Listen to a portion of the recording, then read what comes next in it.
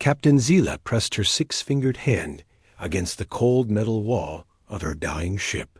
The Harmony's edge shook violently as another blast hit its damaged hull. Through the broken windows of the bridge, she could see her home planet burning.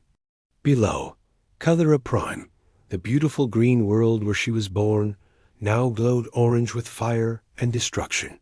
"Captain, the engines are failing," called out her engineer, Vex. His voice was weak and scared. Like all Kethany, Vex was tall and thin, with soft gray fur covering his body. His large eyes, which usually sparkled with curiosity about the universe, now showed only fear. Zella looked around the bridge at her remaining crew. Only 12 of them were left alive from the original crew of 60. The others had died when the Vorthan ships attacked their fleet 3 days ago. The Vorthan Empire had come without warning, their massive black ships appearing in space like dark thunderclouds. "How many of our people made it off the planet?" Zella asked her communications. Officer Nem's ears drooped low against her head, a sign of deep sadness among the Kethany. "The evacuation ships saved maybe 2 million people, Captain. But there were 25 million living on Calera Prime." She paused, her voice breaking. "The others are gone." Zella closed her eyes and felt tears run down her furry cheeks.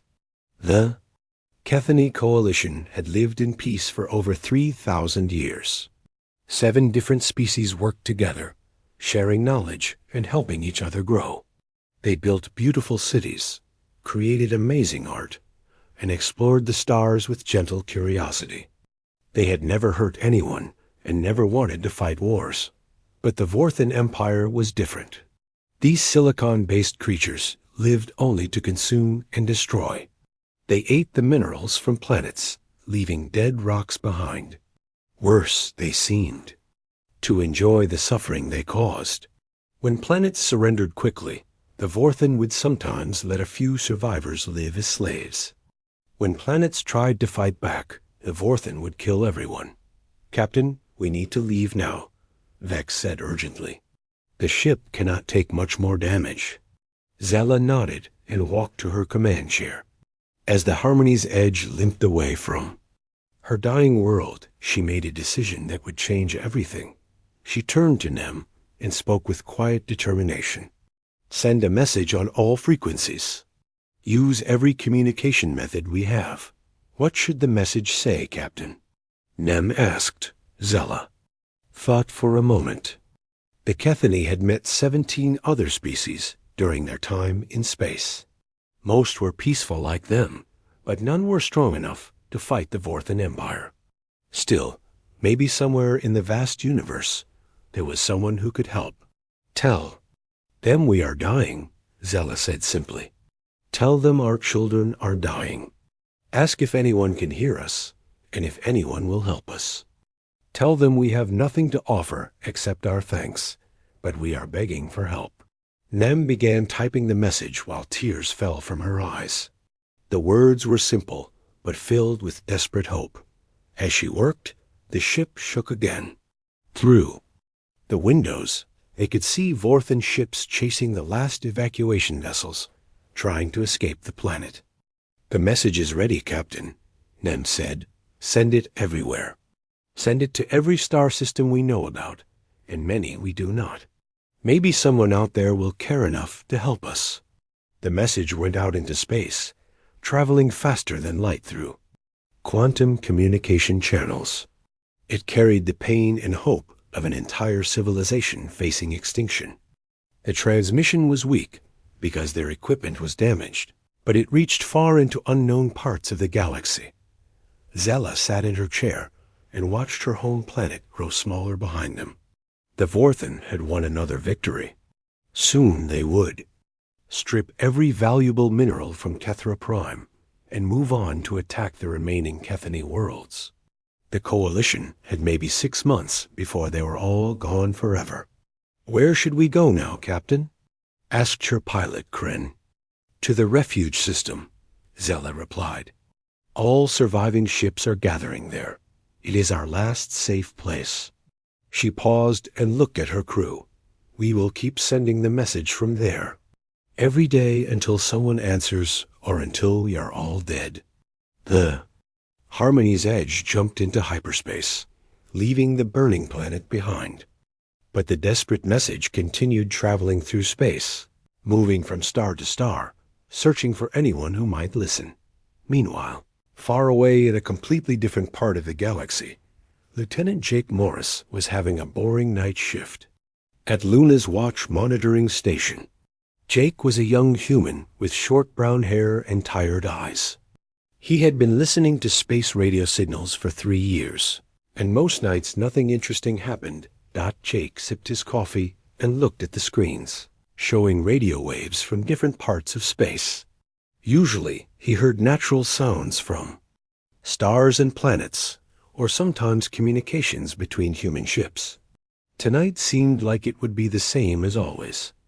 And something new appeared on his screen. The signal was weak and broken, coming from very far away. Jake adjusted his equipment and tried to clean up the sound. What he heard made him sit up straight in his chair. The translation computer was having trouble with the alien language, but Jake could hear the emotion in the voice. Someone was crying. Someone was begging for help. The words that came through clearly made his heart race. "We are dying. Our children are dying. If anyone can hear this, please help us." Jake stared, his screen in shock. In all his years of monitoring space, he had never heard anything like this. The signal was definitely from an alien species, and they were in terrible trouble. His hands shook as he recorded the message and prepared to send it to Earth Command. Jake Morris, a simple communications officer on a quiet monitoring station, had just received humanity's first contact with alien life. And that first contact was a desperate cry for help. The message that would change everything was now in human hands. Jake Morris ran through the hallways of Luna's watch station, holding the alien message recording in his shaking hands. He had never moved so fast in his life. The message needed to reach Earth Command immediately. "Sir, you need to see this, right?" "Now," Jake said as he burst into Commander Tony Garcia's office.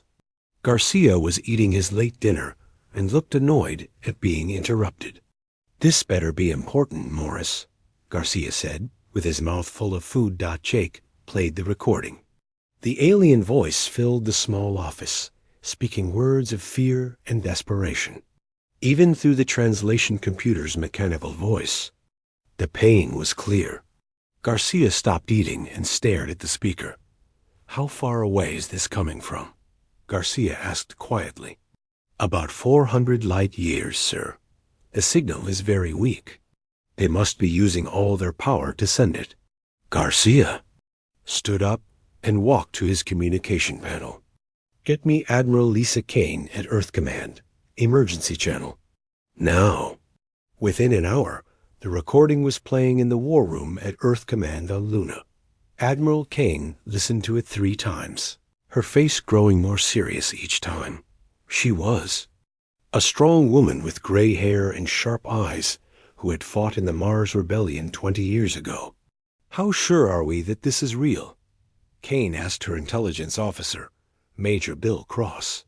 "The signal analysis confirms it comes from deep space, Admiral. The quantum signatures match no known human technology. This is definitely alien, and they are definitely in trouble." Kane nodded slowly. "Call an emergency meeting of the United Earth Council. Every member needs to hear this." The next morning, the council chambers on Earth buzzed with excitement and worry. Representatives from every human colony world sat around the large table, all talking at once. Many had never believed aliens existed. Now they were listening to proof that aliens were real and they were dying. Counselor Peter Wright from the Mars colony spoke first. "How do we know this is not some kind of trick? Maybe hostile aliens are trying to lure our ships into a trap." "Listen to the message again," Admiral Kane replied. "Does that sound like a trick to you? These people are terrified and desperate. They are begging for help. Dr. Carl Brennan, Earth's top scientist who studied the possibility of alien life, stood up. I have analyzed the message carefully. The emotional patterns are consistent with genuine distress. The language structure suggests a peaceful species. I believe they are telling the truth. The debate went on for hours.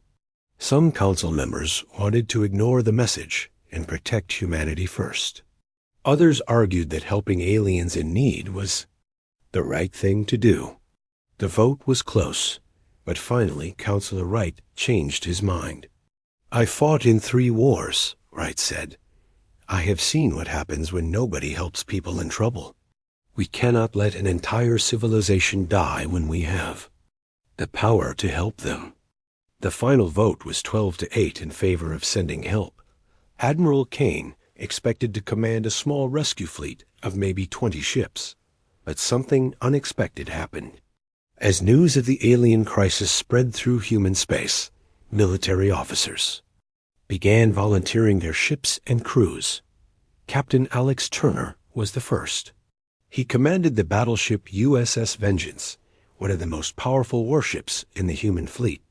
Turner was a big man with scars on his face from the Jupiter War. My ship and crew volunteer for the rescue mission, Turner announced. We swore an oath to protect the innocent. That includes innocent aliens. Within hours, Captain Danny Clark volunteered his battlecruiser Stormbreaker. Then came Captain Elena Price with her stealth ship Shadow Walker. Soon, dozens of military captains were calling Earth Command, all asking to join the mission. But the volunteers were not just military. Captain Lucy Morgan commanded a converted cargo ship that she had armed with weapons during the pirate wars. Captain Nick Santos led a group of former Marines who owned their own assault ship. Even some wealthy civilians bought weapons and joined the growing fleet. Commander Maya Rodriguez was Admiral Kane's assistant, and she watched the volunteer list grow with amazement. Admiral, we now have over 100 ships volunteering. This is much bigger than we planned. Kane studied the list of ships. There were massive dreadnoughts that could destroy entire space stations. There were fast destroyers built for hunting enemy ships. There were assault carriers filled with fighter craft and Marines. There were even converted civilian ships armed with mining lasers and construction equipment. Why are so many people volunteering? Kane asked. Rodriguez had been interviewing the volunteer captains. Different reasons, Mom. Some want glory and fame. Some are bored and looking for adventure. But most of them say the same thing. They cannot ignore people asking for help.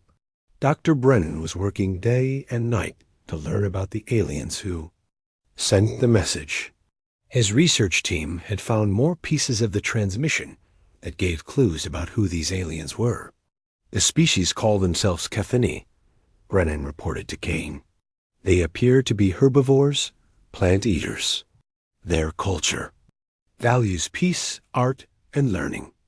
They have never fought a war in their recorded history. What about their enemies? Kane asked. The Vorthan Empire. Silicon-based life forms who consume planetary minerals. They have been conquering star systems for 3 centuries. The Cathini are not the first species they have attacked. Kane felt angry as she read the report. The Vorthans sounded like bullies who picked on peaceful civilizations. She had spent her life fighting bullies and pirates who hurt innocent people. How many ships do we have now? Kane asked Rodriguez.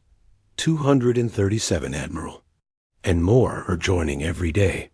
Kane looked out the window at the growing fleet assembling near Earth's moon. She had never seen so many human warships in one place. The fleet was now large enough to invade a small star system. Admiral, Rodriguez said quietly, some people are worried we might be bringing too much firepower. This was supposed to be a rescue mission. Kane nodded. She had the same concern. The alien message spoke of their enemies as unstoppable destroyers. But looking at the massive fleet outside, Kane wondered if the aliens had ever seen anything like human military power. Contact. All ship captains, Kane ordered. We leave for alien space in 48 hours. Tell them to prepare for anything. Captain Turner's voice came over the communication system from the USS Vengeance. Admiral, what should we call this fleet? Kane thought for a moment. They were going to save alien civilians from destruction, but they were also bringing the largest human war fleet ever assembled into unknown space. Call it the Salvation Fleet, Kane replied. We are going to save some aliens and show the galaxy what humans do to bullies. The Salvation Fleet finished its preparations and jumped into hyperspace, carrying humanity's first message to the galaxy. That message was not words or radio signals. It was 200 warships loaded with weapons and crewed by warriors from a planet where everything tried to kill you. The aliens had asked for help. Now help was coming, whether the galaxy was ready or not. The Salvation Fleet dropped out of hyperspace at the edge of the refuge system, and what they saw made even the toughest human warriors feel sick. 3 beautiful blue and green planets were being destroyed before their eyes. Massive black ships, each one the size of a human city, hung in space above the worlds like hungry vultures. Admiral Kane stood on the bridge of her command ship, staring at the horrific scene. Explosions bloomed like deadly flowers across the surfaces of the alien planets. Millions of innocent people were dying while she watched. Get me a full scan of the enemy fleet, Kane ordered her tactical officer, Lieutenant Sam Parker. Ma'am, I count 412 enemy ships. Most are much larger than our vessels. They appear to be bombarding the planet systematically, destroying cities one by one. Captain Elena Price was piloting her stealth ship Shadow Walker closer to the enemy fleet. Her job was to spy on the alien ships and learn their weaknesses. What she saw through her telescopes made her angry. Admiral Kane, this is Price. The enemy ships are not just attacking military targets. They are hitting schools, hospitals, and refugee centers. These monsters are trying to kill everyone. Kane felt rage building in her chest. She had fought pirates and criminals before, but she had never seen such cruel destruction. The Vorthan Empire was not just conquering these worlds. They were murdering entire civilizations for fun. Open a communication channel to the enemy flagship, Kane ordered. Her communications officer, Lieutenant Ben Torres, worked quickly to establish contact. Channel open, Admiral. Kane's voice was cold and hard when she spoke. This is Admiral Lisa Kane of the human fleet. I am ordering you to stop your attack on these planets immediately and withdraw from this system. The response came quickly. The voice that answered was like the sound of rocks grinding together, harsh and emotionless. I am War Commander Thax of the Vorthan Empire. You enter claimed Vorthan territory. Your ships are primitive but numerous.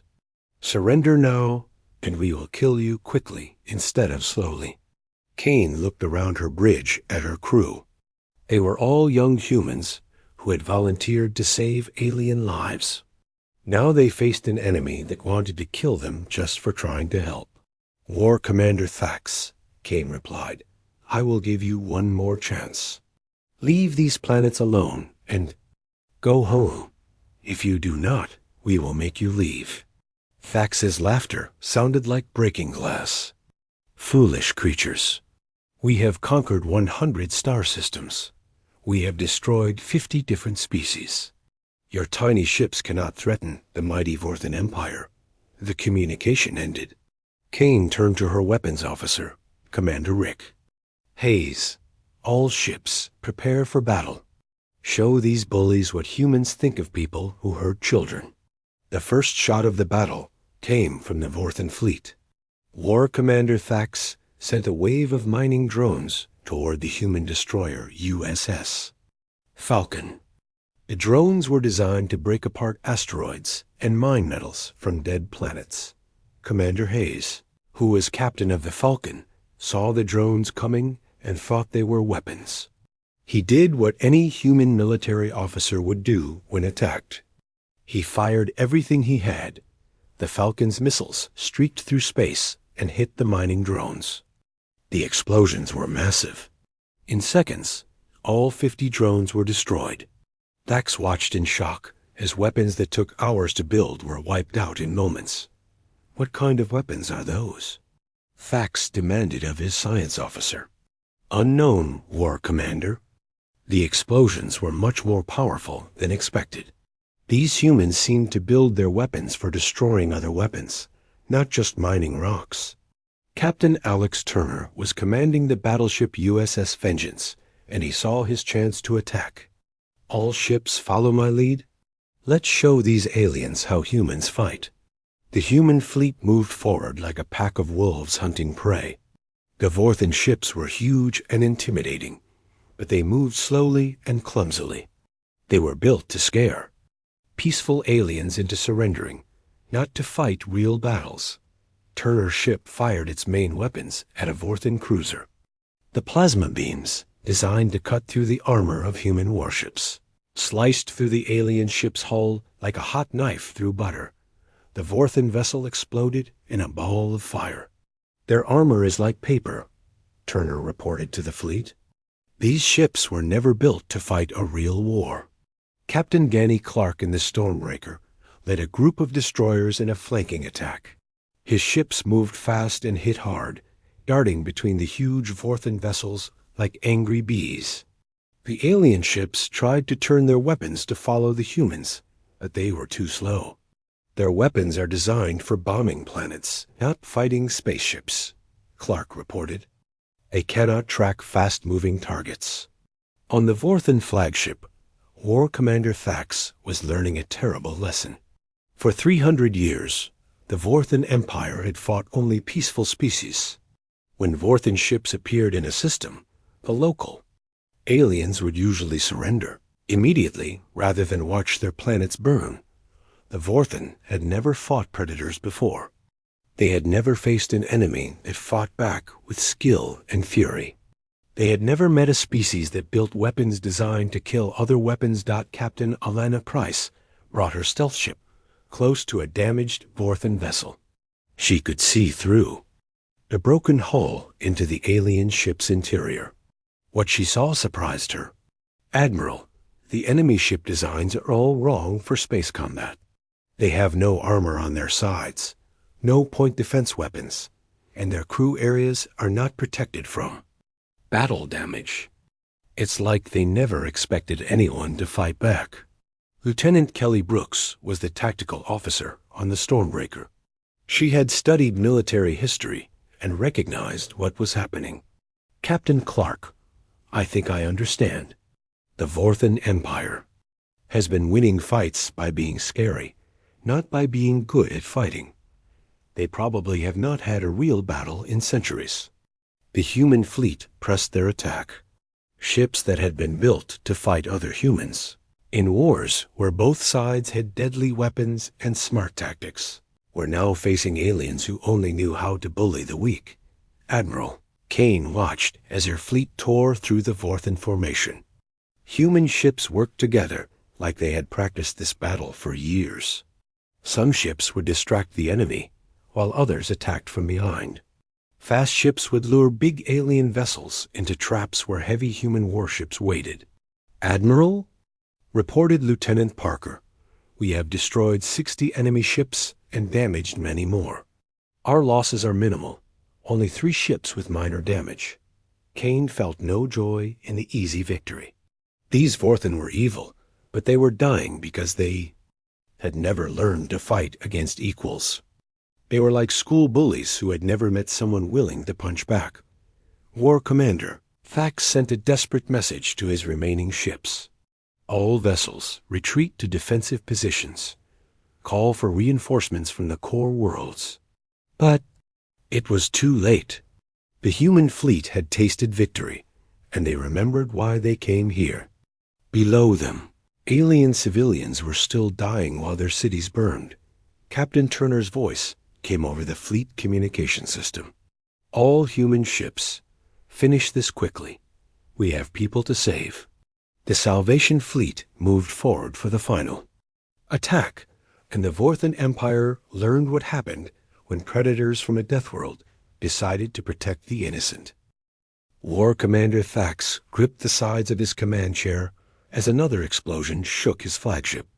Around him, his bridge crew worked frantically at their stations, their silicon-based bodies sparking with electrical panic. In 300 years of conquest, Thax had never seen anything like this battle. "War Commander, we have lost half our fleet," reported his tactical officer, Sub-Commander Vex. "These humans fight like nothing we have ever encountered."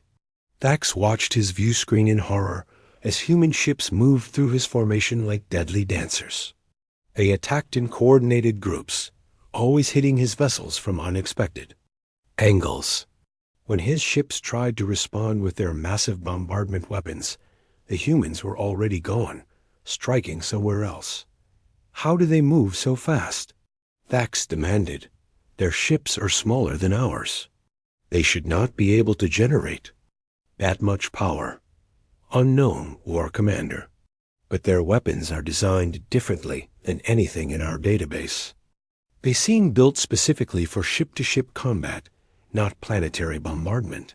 Captain Danny Clark was leading the Stormbreaker and 5 other destroyers in a flanking attack around the Vorthan rear guard. His tactical officer, Lieutenant Kelly Brooks, was studying the enemy ships as they fought. "Captain, I think I understand their weakness," Kelly said excitedly. "Look at their ship designs. All their weapons point downward toward planets. They have almost no side armor or defensive weapons. They never expected to fight other spaceships." Clark smiled grimly. "They built their ships to scare civilians, not fight soldiers. Let's show them the difference." The human destroyers came at the Vorthan ships from the side where their armor was thinnest.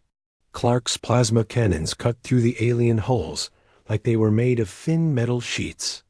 3 massive Vorthan cruisers exploded in quick succession. On the surface of Refuge Prime, Captain Zella crouched in an underground bunker with thousands of other Kethani refugees. The ground shook constantly from the Vorthan bombardment above, but something had changed. The explosions were getting farther away. "Captain, look at this," called Nem, her communications officer.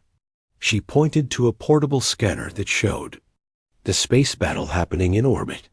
The orbital sensors are showing impossible readings. Zella looked at the display and gasped. The scanner showed hundreds of small ships darting between the huge Vorthan vessels. As she watched, another Vorthan battleship disappeared from the screen in a flash of light. "Are those the ships that answered our message?" Zella asked in amazement. "It must be. But Captain, look how they fight. They move like hunters, like predators working together to bring down large prey." Above them, Admiral Kane was preparing to deploy humanity's most controversial weapon. During the wars between Earth and the outer colonies, human engineers had created swarm fighters, thousands of small, unmanned ships controlled by artificial intelligence. "Admiral, are you sure about this?" asked her second-in-command, Captain Ryan Miller. "The swarm fighters are banned by the Geneva Space Accords. Using them could cause political problems back home." Kane looked at the images coming from the planet's surface. Kethani children were huddled in bomb shelters while their cities burned above them. Those accords were written for wars between humans. This is different. Deploy the swarms. The carrier ships opened their launch bays, and thousands of small fighter craft poured out like angry insects. Each swarm fighter was only 10 meters long, but they carried the combat programming of humanity's deadliest military computers. They had been taught to fight using data from every human war in history. The Vorthan point defense systems, designed to shoot down slow-moving mining equipment, were completely overwhelmed. The swarm fighters moved in complex patterns that confused the alien targeting computers. Within minutes, they had destroyed the defensive weapons on dozens of Vorthan ships. "War Commander, we are defenseless," Sub-Commander Vex reported in panic. The small human ships have disabled our protective systems. Thax stared at the tactical display in disbelief.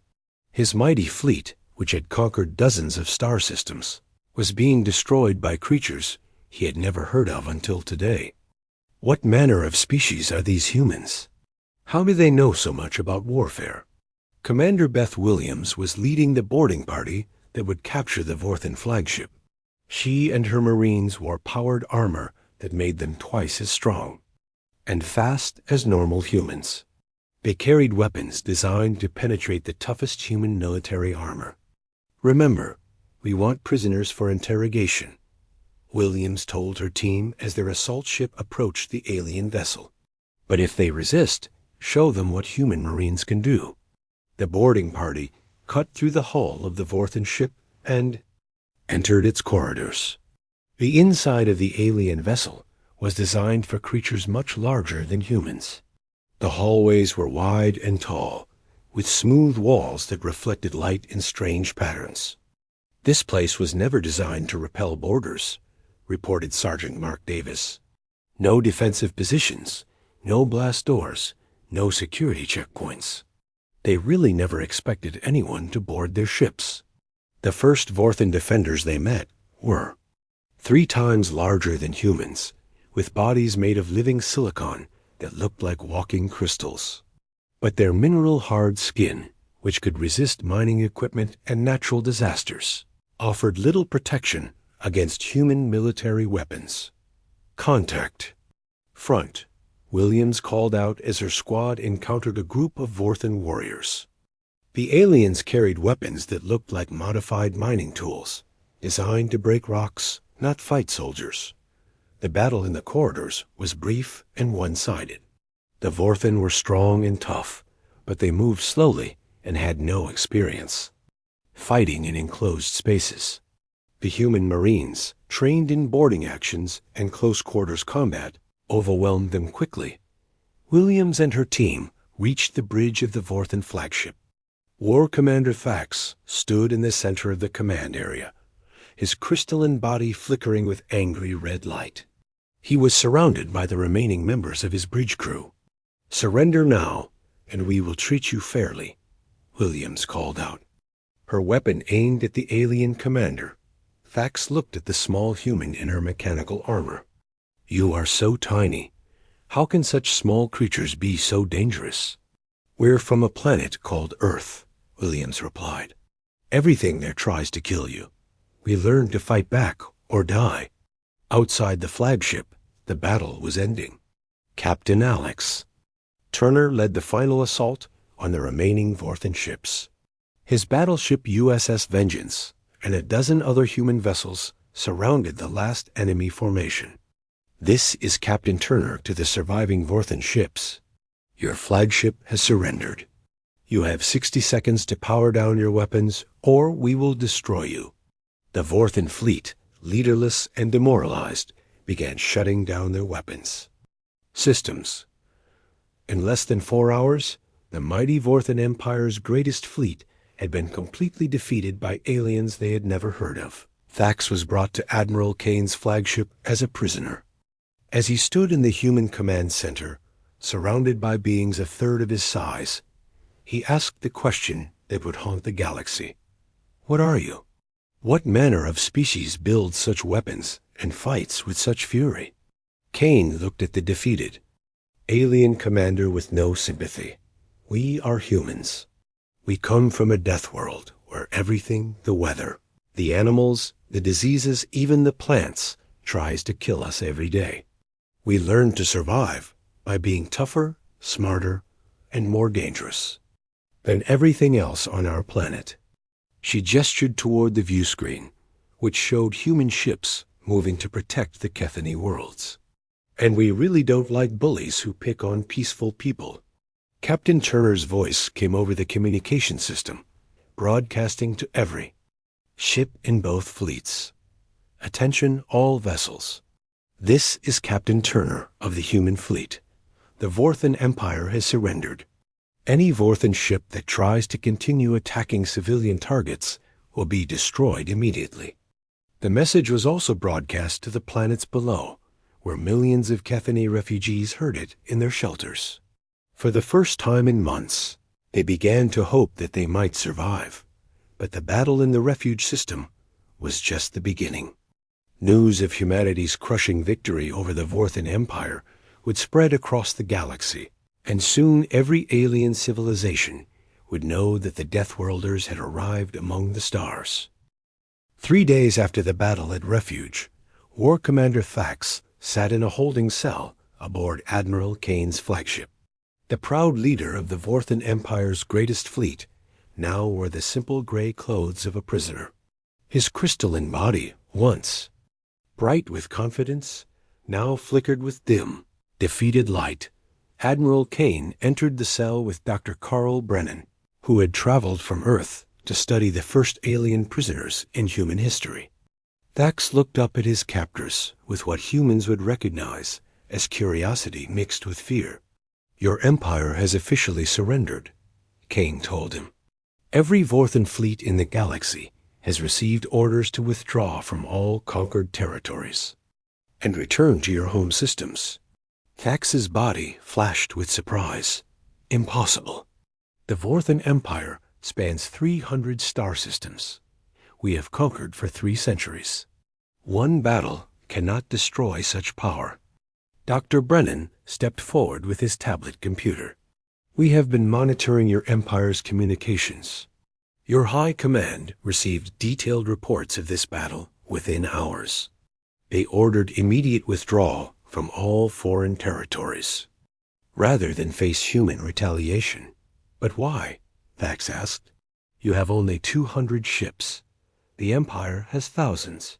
Kane sat down across from the alien prisoner. "Because your empire built those ships to fight people like the Kethani peaceful, species who surrender rather than see their worlds burned. You never learned to fight against people who fight back. Your empire spent 300 years being bullies," Dr. Brennan added. "When real soldiers showed up, your leaders decided it was not worth the risk." The news of humanity's victory spread through the galaxy faster than human ships could travel.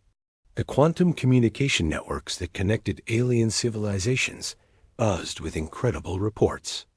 The mighty Vorthan Empire, which had seemed unstoppable for centuries, had been defeated in a single battle by a previously unknown species. Captain Lucy Morgan was now commanding a diplomatic mission to the Altarian Republic, a peaceful trading civilization that had hidden from the Vorthan for decades. As her ship approached their capital world, she received a message that surprised her. "Human vessel, this is Altarian control. We welcome you as heroes and liberators. Please accept our invitation to visit our world." Lucy had expected to spend weeks convincing the aliens to meet with humans. Instead, she found herself treated like a celebrity. The Altarians were small, furry creatures who looked like friendly bears. They had prepared a celebration in honor of the humans who had defeated their greatest enemy. "We have been hiding in fear for 50 years, explained Ambassador Kelu, the Altarian leader. "The Vorthan Empire destroyed our outer colonies and enslaved millions of our people. We thought we would never be free. But not every alien species welcomed the humans with celebration." Captain Mike Chun was leading a trade mission to the Crystalline Confederation when he received a very different greeting. "Unknown human vessel, you are not welcome in Confederation space. Turn around immediately or face the consequences." Chun was confused. "This is Captain Chun of the merchant vessel New Horizon. We come in peace, seeking trade and friendship." "We know what you are," the alien voice replied coldly. "You are Deathworlders, predators, killers. We will not allow your kind near our peaceful worlds." Dr. Brennan was working around the clock to understand the different alien reactions to humanity's arrival. His research team had collected data from dozens of first contact situations across the galaxy. "Admiral, the pattern is clear," Brennan reported to Kane. "Species that were victims of the Vorthan Empire welcome us as saviors. Species that were never attacked by the Vorthen fear us as potential threats. Kane studied the reports from human diplomatic missions. Some had been greeted with parades and celebrations. Others had been ordered to leave immediately. A few alien.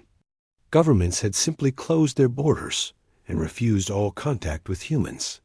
What are they afraid of? Kane asked. Us, Brennan replied simply. Admiral, we need to understand how unique humans are in this galaxy. Most alien species evolved from prey animals on peaceful worlds. They developed cooperation, not competition, art, not warfare. When they meet aggressive species, their instinct is to hide or surrender. And we evolved from predators on a world trying to kill us, Kane said, understanding. Exactly. Our planet has more ways to die than most aliens can imagine. Diseases, predators, natural disasters, poisonous plants, extreme weather. We developed technology and tactics to survive all of it. To most of the galaxy, we look like the most dangerous species that ever lived. Captain Zella of the Kephani was working with human engineers to rebuild her damaged ship. She had spent days talking with Admiral Kane and learning about human history. What she discovered both amazed and frightened her. Your species fought wars against each other for thousands of years, Zella said to Kane as they walked through the human ship's corridors. You built weapons designed to kill other humans. How did you not destroy yourselves? Kane thought about the question carefully. We almost did, several times. But we also learned that we are stronger when we work together than when we fight each other. The wars taught us how to fight, but peace taught us who to fight for. And now you fight for us, Zella said quietly. We fight for anyone who needs help against bullies, Kane replied. That's what humans do. The reconstruction of the Kephani worlds was moving quickly. Human engineering teams worked alongside grateful alien civilians to rebuild cities and restore damaged infrastructure. The humans brought advanced technology and unlimited energy, while the Kephani provided artistic beauty and cultural wisdom. But the political situation in the galaxy was becoming complicated. The Universal Council, a loose alliance of peaceful species, was debating whether to invite humans to join or to treat them as a potential threat. The humans have shown they can destroy any military force in the galaxy, argued Councillor Vex of the Peaceful Alliance.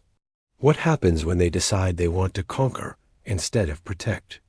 They had the power to conquer the Kephani worlds. After defeating the Vorthen, replied Councillor Tem of the Trade Federation. Instead, they are helping rebuild them. Their actions speak louder than our fears. Admiral Kane received a message from Earth Command ordering her to return home immediately. The United Earth Council wanted to discuss humanity's new role in galactic politics. As she prepared to leave, she met with Captain Zella one last time. What will humans do now? Zella asked. The galaxy knows you exist. They know how powerful you are. Some fear you, others worship you. How will you handle such responsibility? Kane looked out at the human ships, still protecting the Kephani worlds. We will do what we have always done. We will protect people who need protection. We will explore new worlds and make new friends. And if anyone tries to hurt innocent people, we will stop them. Even if the entire galaxy turns against you? Especially then, Kane replied. Humans have always been at our best when everyone else thinks we cannot win. The Kephani began construction of a monument on Refuge Prime while the human fleet prepared to depart. The monument was a simple obelisk made of the strongest materials they could find. On it, they carved the names of every human ship that had answered their desperate call for help. At the base of the monument, they placed an inscription in both Kephani script and English. When darkness fell, the Deathworlders brought the light. Captain Turner was the last human to visit the monument before the fleet departed. He read the inscription and thought about what it meant. Humans had entered the galaxy by accident, responding to a cry for help. Now they were known across hundreds of star systems as either saviors or threats. As the Salvation Fleet prepared to return to human space, they carried with them more than victory. They carried the knowledge that humanity was no longer alone in the universe. The galaxy was full of life, both peaceful and dangerous. And somehow, humans had become the species that others called when they needed someone to fight the monsters. Kane stood on her bridge and looked back at the Kethany worlds, now safe and rebuilding. She thought about Lieutenant Jake Morris, the young communications officer who had first heard the alien cry for help. His simple act of forwarding a message had changed everything. Humanity had answered one distress call and accidentally announced themselves to the galaxy as the most dangerous species among the stars. Some would welcome them as protectors. Others would fear them as conquerors. But all would remember that when innocent people needed help, the humans came running. The age of human isolation was over. The age of the Deathworld protectors had begun.